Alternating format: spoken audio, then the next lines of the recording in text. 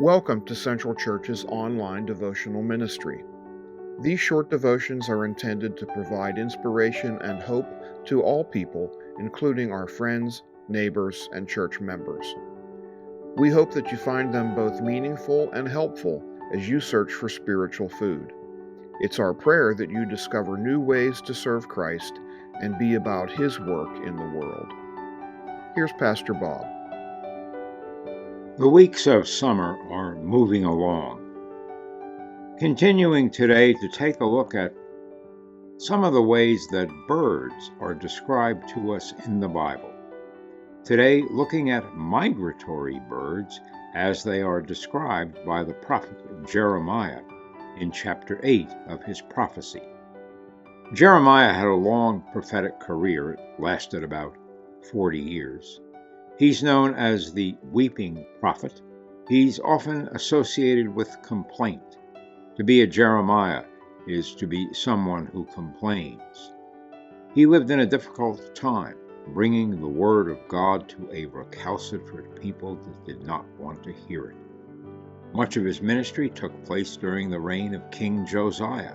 Josiah was one of the great kings of Judah. The law was rediscovered in the temple during his reign. It had actually been lost, physically lost, during the rule of his grandfather Manasseh. And he calls for several things that must be done. The people must return to God. Idolatry must be abandoned. The worship of Baal, which has long been the snare of the people of Israel, must be given up. Centuries of idolatry had followed the entering of the land of Canaan, and injustice must cease. There was a great deal of injustice in the Judah of Jeremiah's day. The people have turned from God, and they have not turned back.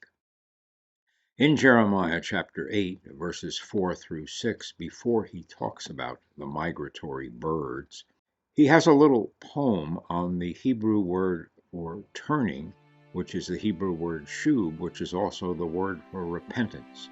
This is what we read, verses 4 through 6. The word shub, for return, is used 6 times in this little poem. You shall say to them, thus says the Lord, when men fall, do they not rise again? If one turns away, does he not return? Why then has this people turned away in perpetual backsliding? They hold fast to deceit, they refuse to return, they paid attention and listened, but they have not spoken rightly. No man relents of his evil, saying, what have I done? Everyone turns to his own course. This passage is right after the one about the temple sermon that Jeremiah preached, probably about the year 609 BC. The nation of Judah has embarked upon a disastrous course, and he is calling for them to return to the Lord and leave their ways of evil behind. The course began during the reign of his grandfather Manasseh. The law was forgotten and lost. The reforms that King Josiah had instituted have largely been forgotten after a number of years. Idolatry again has become prevalent.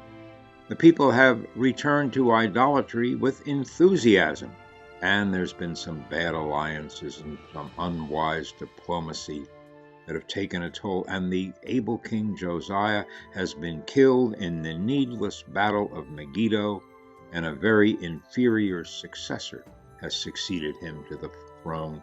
Worship in the temple is more or less external. It's superfluous to the lives of the people. It has no spiritual content to it.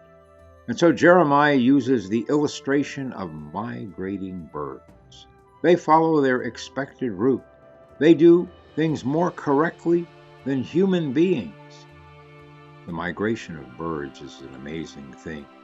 The Arctic tern flies from the North Arctic, from the area of the North Pole to the Antarctic, 12,000 miles each way.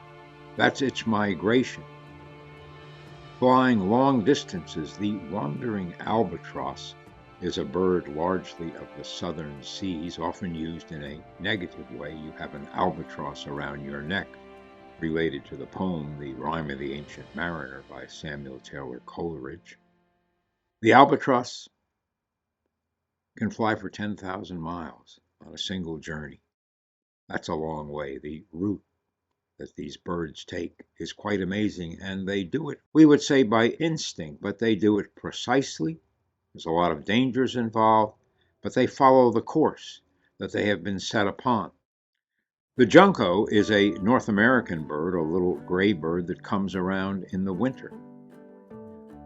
But its migratory habits are changing because the climate's getting warmer, and they go way into the north in Canada for the summer, and now the winters aren't so bad, so they don't come down so much anymore, and their feathers are actually changing. The junco, my grandfather, Egbert Dayton, who was a naturalist and a poet, wrote a little poem called When the Junco Flies South. When the junco flies south, he is saying, winter is coming. With keen instinct this flyer knows the north will change to a land of woes. On summer days the north was fair, but leaden clouds now chill the air. The junco knows that frost is seed from which cold storms and blizzards breed. He knows what cold gray fall skies tell about the north as a place to dwell. So the junco, although it certainly was not in the Middle East when Jeremiah was speaking his word, could also be used as an example. And there in Jeremiah 7, the prophet does mention 4 birds. We read these words in that one verse. Even the stork in the heavens knows her times, and the turtledove, swallow, and crane keep the time of their coming. But my people know not the rules of the Lord. Just an aside here on some of the difficulties of translation and the mistakes that we make. The King James Version, instead of translating the word turtledove, uses the word turtle, as if a turtle is flying in the sky, yet there are those who insist that that's the only version we should ever read. The 4th bird mentioned here is probably of the thrush family, perhaps a bird called the bulbul, which is a spectacled bird because it looks like it has glasses because of the little circle of white feathers around its eyes. But even these 4 birds mentioned by Jeremiah, quite remarkable. The stork will migrate all the way from down in Africa, the Sudan and Egypt, places further south, all the way to Germany and the Netherlands, where they build their nests. The turtledove actually can migrate all the way from Mali in West Africa to England. And the swift, related to the chimney swift, can migrate all the way from Beijing to South Africa, and the bulbul, the thrush, in the Middle East and Asia. The birds have more sense than the human beings. Jeremiah says, now you refuse to repent, and later in his prophecy in chapter 28, verse 18, he says, your covenant with death will be annulled, your agreement with the realm of the dead will not stand. As human beings, we often have the dance macabre, the dance of death. It's going on in the world right now. With all of the conflict, the anger, the hatred, we give ourselves over to a phenomenon of destruction that leads us over the cliff. But the other choice is the tree of life. We are the people of God. The people of Israel, the people of Judah, they were God's people. They had the law and the prophets, but we also have Jesus. We have the law, the prophets, and Jesus. Are we less aware and less responsive than the migratory birds? Let us pray. Our Lord, you have given to us illustrations and examples out of the world that you have created. By your Holy Spirit, may we listen to your words and turn back to you. We pray in Jesus' name. Amen. We invite you to visit our church website at cpctaranum.org to learn more about our ministries. You can also visit us on Facebook at Central Presbyterian Church Taranum. Please join us as we renew lives, inspire hope, and serve others. God bless you.